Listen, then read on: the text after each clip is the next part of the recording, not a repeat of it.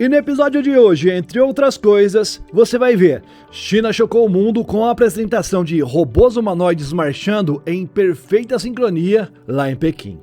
Estados Unidos estão levando a sério aquela ideia de robôs humanoides patrulhando a fronteira com o México. Startup cria um cavalo robótico que é capaz de transportar pessoas e até outros robôs. Novo controle do MIT permite operar escavadeiras usando os movimentos naturais dos nossos braços. China cria uma nova máquina de túneis que perfura o solo e usa explosivos contra as rochas sólidas. Meus amigos, bora entender tudo isso e mais algumas coisas das novas tecnologias.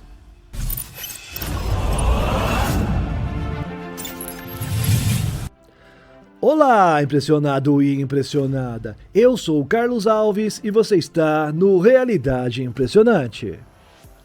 80 robôs humanoides marchando de forma totalmente sincronizada durante a cerimônia de abertura dos Jogos Mundiais de Robôs Humanoides de 2026, realizados em Pequim, na China. Essas máquinas do vídeo pertencem ao modelo Booster T2, desenvolvido pela empresa chinesa Booster Robotics e apresentado recentemente como a sua nova plataforma para pesquisa e desenvolvimento em inteligência artificial corporificada. Bem, o T2 mede aproximadamente 1,40 m de altura e pesa cerca de 43 kg, possuindo 31 graus de liberdade. 12 deles estão concentrados nas mãos, permitindo movimentos mais precisos durante aquelas tarefas de manipulação que nós vemos os robôs fazendo por aí. O robô também utiliza 2 conjuntos de câmeras binoculares posicionadas na cabeça e na região da cintura. Essa configuração o permite acompanhar o ambiente ao seu redor, enquanto um outro sistema mantém uma visão mais próxima da área onde as mãos estão trabalhando. Mas uma das principais mudanças em relação à geração anterior está na capacidade de processamento. Na versão T2 Pro, a Booster utiliza a plataforma NVIDIA Jetson Thor, que pode fornecer até 2070 teraflops de capacidade computacional para executar modelos de inteligência artificial diretamente no robô. Esse processamento local é bem importante para aplicações de inteligência artificial corporificada, nas quais a percepção, tomada de decisão e movimentos precisam acontecer continuamente. Na prática, o robô pode observar o ambiente, interpretar uma situação e transformar essa informação em comandos para suas articulações com menor dependência da nuvem. A Booster desenvolveu o T2 principalmente como uma plataforma aberta para pesquisadores e empresas. Durante os Jogos Olímpicos de Robôs Humanoides de Pequim, essa capacidade também foi colocada à prova em uma atividade bem diferente da marcha apresentada na abertura. Ali, o Booster T2 foi utilizado como plataforma no futebol humanoide 7 contra 7, onde duas equipes disputam partidas de maneira autônoma, ou seja, sem operadores humanos controlando cada robô individualmente. Nesse cenário, os robôs precisam identificar a bola, localizar outros jogadores, navegar pelo campo e decidir quando correr, passar ou chutar. Eu quero saber quando esses bichinhos vão dar um carrinho, eu quero ver isso aí. Portanto, o futebol funciona como um teste para problemas que também aparecem fora dos esportes. Um robô humanoide precisa perceber objetos em movimento, evitar colisões, manter o equilíbrio e modificar as suas ações conforme o ambiente muda. São capacidades bem semelhantes a essas que são necessárias para que essas máquinas possam futuramente trabalhar em fábricas, centros logísticos e outros ambientes projetados originalmente para nós seres humanos. Essa apresentação com 80 unidades do robô Booster T2 mostrou uma outra possibilidade: operar um grande número de robôs humanoides simultaneamente em um mesmo espaço. Preveja um exército aí, hein? Algo que poderá, infelizmente, se tornar cada vez mais comum conforme essas máquinas vão evoluindo, viu? E os engenheiros do MIT nos Estados Unidos desenvolveram uma nova interface de controle para escavadeiras que pode reduzir drasticamente o tempo necessário para poder aprender a operar essas máquinas aí. O operador, de forma simples, segura um mecanismo e movimenta o próprio braço da mesma maneira como ele faria se ele estivesse realizando a tarefa ali diretamente com a mão. Ao estender o braço, girá-lo ou realizar o movimento de pegar alguma coisa, o sistema interpreta esses gestos e o transforma nos comandos correspondentes da escavadeira. Essa proposta tenta resolver uma das principais dificuldades encontradas por novos operadores. Nas escavadeiras convencionais, os movimentos realizados nos joysticks não correspondem diretamente ao movimento que a pessoa deseja executar no ambiente. O operador precisa aprender quais combinações controlam a rotação da cabine, a lança, o braço, a caçamba, enfim, cada componente da máquina. Com o tempo, os profissionais experientes vão desenvolvendo um modelo mental que permite a eles coordenar todos esses movimentos quase que automaticamente. Mas adquirir essa habilidade pode exigir anos de prática. Voluntários iniciantes e operadores experientes foram treinados durante 1 hora por dia ao longo de 7 dias. Quando utilizaram os controles convencionais por joystick, os iniciantes tiveram um desempenho bem inferior ao dos profissionais, será óbvio, né? Embora eles tenham sim melhorado ao longo do treinamento. Já com a World Space Interface, o nome dessa tecnologia, o resultado foi bem diferente. Os operadores iniciantes conseguiram atingir um desempenho bem semelhante ao dos especialistas já na primeira sessão. Os pesquisadores acreditam que a tecnologia também pode sair dos simuladores. Uma versão do sistema poderia ser instalada diretamente dentro da cabine de uma escavadeira, com o braço mecânico funcionando quase como uma extensão amplificada do braço do operador. Outra possibilidade seria utilizar a interface para teleoperação. Nesse caso, uma pessoa poderia permanecer em um local seguro enquanto ele está controlando remotamente uma escavadeira trabalhando em áreas bem perigosas, como zonas de desastre, minas ou locais com risco de desabamento. Empresas como Caterpillar, Hyundai e Komatsu também já trabalham em simuladores e tecnologias de operação remota para essas máquinas pesadas.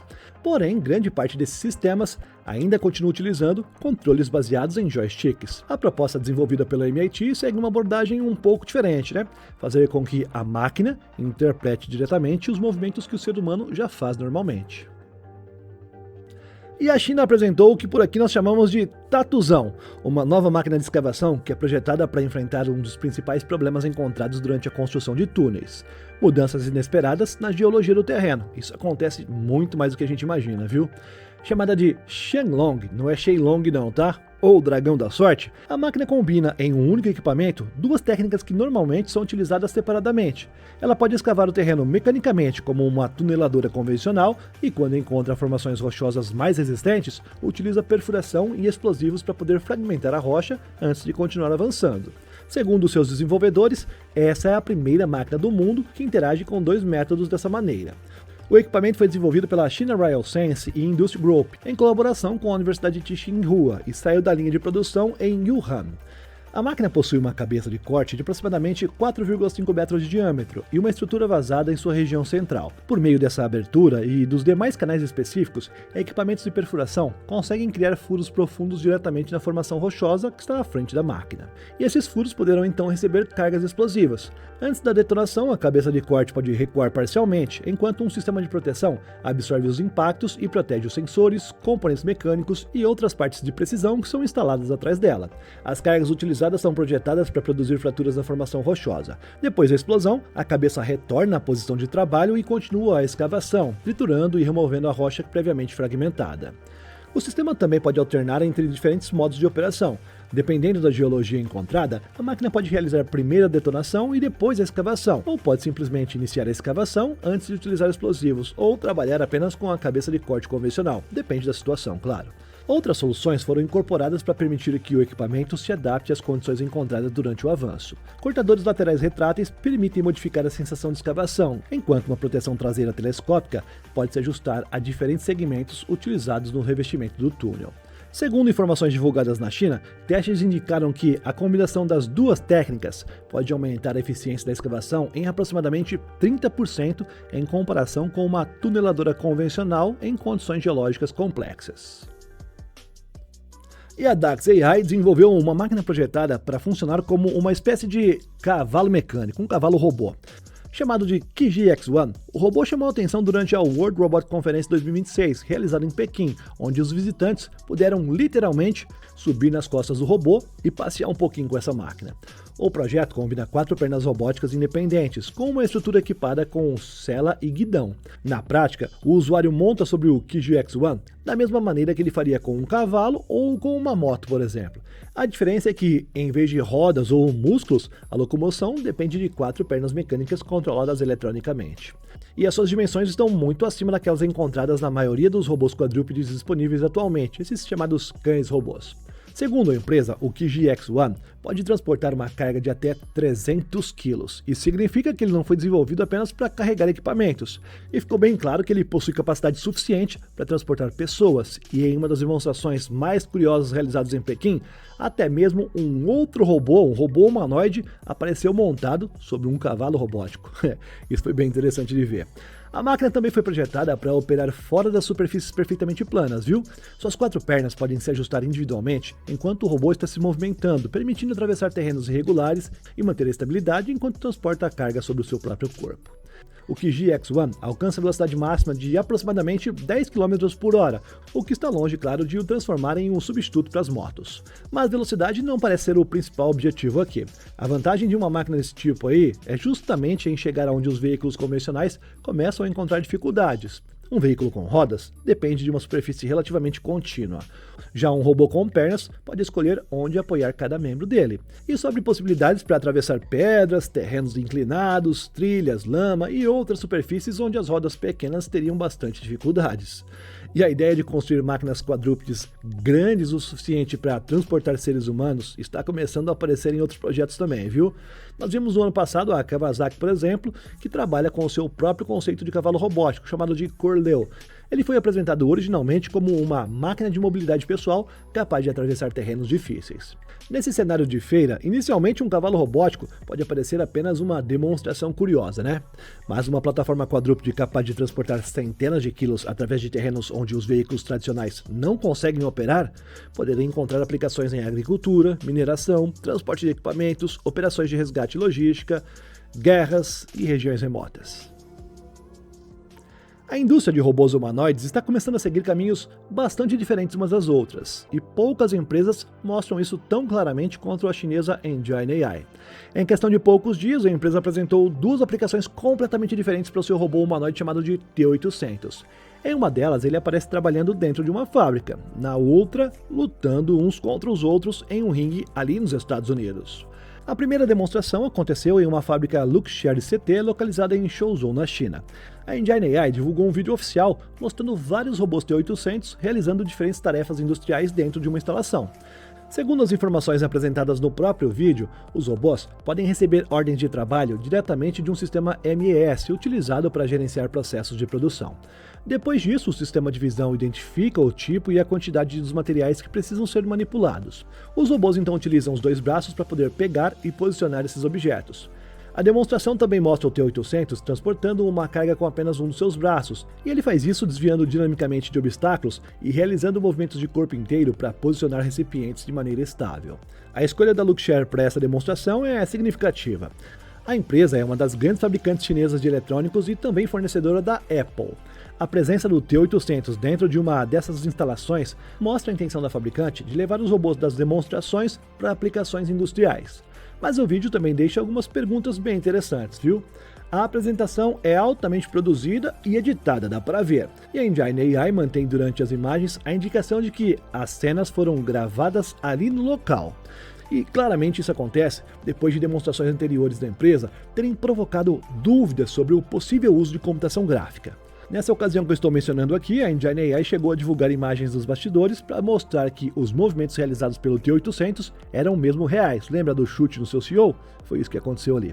Mesmo assim, nessa nova demonstração, a edição bem elaborada dificulta determinar até que ponto o robô consegue executar essas tarefas de forma autônoma quando ele encontra situações que não foram previamente preparadas. E o contraste fica ainda maior quando nós observamos o que aconteceu poucos dias antes. Em 15 de agosto, o T-800 fez a sua estreia física nos Estados Unidos durante o REK2. Este é um evento de combate entre robôs humanoides que é realizado em São Francisco. Nesse caso, os dois T-800 eram controlados por pilotos humanos e foram colocados frente a frente em combates transmitidos pela internet. Esse torneio terminou com a vitória de um piloto japonês chamado de Hiroyuki Ozone. Eita, nome difícil de falar. Essas duas aplicações fazem parte de uma estratégia que a própria Engine AI já vem desenvolvendo para o T-800. Segundo a empresa, as exigências físicas dos combates servem para testar características como resistência estrutural, equilíbrio dinâmico e torque das articulações. O T-800 possui um preço inicial anunciado de aproximadamente $25 mil, enquanto a empresa afirma estar trabalhando para poder alcançar uma capacidade de entrega na casa de dezenas de milhares ainda este ano. E o Departamento de Segurança Interna dos Estados Unidos, o DHS, começou a conversar com empresas de robótica sobre a possibilidade de utilizar robôs humanoides em operações de segurança na fronteira entre Estados Unidos e México. Entre as empresas que já apresentaram sua tecnologia ao governo norte-americano está a Foundation, desenvolvedora do robô humanoide Phantom. A ideia deles ainda está em uma fase bem inicial, segundo informaram. O próprio DHS afirma que atualmente não possui nenhum projeto piloto, acordo ou contrato ativo com a Foundation. Mas Sunket Pathak, fundador e CEO da empresa, afirma que a sua equipe já mantém conversas não apenas com o DHS, mas também com diferentes setores das Forças Armadas norte-americanas, incluindo Exército, Marinha e Força Aérea. O objetivo seria utilizar os robôs humanoides principalmente em tarefas de vigilância e reconhecimento. O Phantom foi desenvolvido para caminhar de maneira autônoma sobre terrenos irregulares, mapear o ambiente ao seu redor e diferenciar seres humanos de outros objetos encontrados pelo caminho. Isso permitiria enviar essas máquinas aí para regiões onde os veículos terrestres, torres fixas ou até drones possuem limitações. Na fronteira, por exemplo, um robô poderia patrulhar uma determinada área, identificar movimentos e então enviar um alerta para um agente humano. A decisão sobre o que fazer continuaria sendo tomada por uma pessoa, é o que dizem. Segundo Patak, uma das principais vantagens seria justamente manter agentes afastados de regiões potencialmente perigosas. Os robôs humanoides poderiam permanecer realizando vigilância durante longos períodos, enquanto as equipes humanas seriam acionadas apenas quando alguma atividade relevante fosse realmente detectada. Outro ambiente considerado pela empresa são os túneis encontrados ao longo da fronteira. Como robôs humanoides possuem uma forma de locomoção semelhante à humana, a Foundation acredita que eles poderiam sim entrar em determinados espaços construídos originalmente para as pessoas e realizar ali o reconhecimento antes que os agentes humanos fossem enviados para o local. Mas existe um problema bem importante aí, viu? A geração atual do Phantom ainda não foi projetada para enfrentar continuamente as condições severas que são encontradas em uma operação desse tipo aí. Chuva, poeira e exposição prolongada ao ambiente continuam sendo limitações. Por isso, a Foundation já trabalha em uma segunda geração do robô, que deverá apresentar maior resistência e proteção contra água e poeira. Patak acredita que um pequeno teste poderia sim ser realizado rapidamente ali e em que operações maiores poderiam ser consideradas já nos próximos meses, viu? E existe uma possibilidade ainda mais controversa nisso tudo. Embora o foco atual dessa empresa seja vigilância e reconhecimento, o executivo afirmou que a Foundation estaria disposta a desenvolver versões armadas desses robôs humanoides caso o governo norte-americano solicitasse essa capacidade. Ainda assim, ele afirma que, pelo menos no futuro próximo, esses robôs não seriam responsáveis por decidir automaticamente quando utilizar a força, ou seja, dar cabo de alguém, né? A máquina apenas detectaria uma situação e enviaria as informações, e um ser humano continuaria responsável pela decisão seguinte. Enxames de drones estão criando um problema cada vez maior para esses sistemas modernos de defesa aérea. Derrubar um único drone é relativamente simples. O problema começa quando dezenas deles aparecem ao mesmo tempo. E principalmente quando cada drone custa apenas uma fração pequena do preço de um míssil utilizado para destruí-lo. E agora nos Estados Unidos, a Northrop Grumman apresentou uma solução um tanto quanto diferente para esse problema. Chamado de Raid Hunter, o sistema combina inteligência artificial, um canhão automático Bushmaster e munições de 50mm capaz de corrigir a sua própria trajetória depois de sair do disparo. Basicamente é uma metralhadora capaz de furar tanques blindados nas mãos de uma IA, decidindo quando atirar. Isso nunca poderia dar errado, não é? Deixa eu explicar que contém ironia, tem alguns que não vão entender. O sistema utiliza sensores conectados a uma rede de defesa para poder acompanhar o espaço aéreo. Um sistema de comando e controle que é equipado com inteligência artificial processa essas informações e pode identificar e acompanhar múltiplas ameaças simultaneamente. Isso inclui pequenos drones, enxames coordenados e até mísseis de cruzeiro voando em baixa altitude. Porém, diferente de um canhão convencional, o Raid Hunter não dispara apenas projéteis seguindo uma trajetória puramente balística, tá? A munição utilizada pelo sistema possui orientação de precisão. Na prática, cada projétil se comporta quase como se fosse um pequeno interceptador teleguiado. Se um drone estiver se movimentando ou tentar alterar sua trajetória, o projétil pode continuar corrigindo o curso enquanto se aproxima do alvo. Por enquanto, o Raid Hunter ainda está passando por uma campanha acelerada de testes ao longo de 2026. A Northrop Grumman afirma que eles pretendem sim validar o sistema rapidamente para poder permitir a sua implantação em um futuro bem próximo. Se gostou desse episódio, já sabe, né? Deixe seu like, confere a sua inscrição e clica em uma das duas sugestões que estão na sua tela que nós usamos no próximo. É só clicar que eu te vejo ali, tá bom? Muito obrigado mesmo, tá? Tchau, tchau e até daqui a pouco, tô te esperando. Clica aí.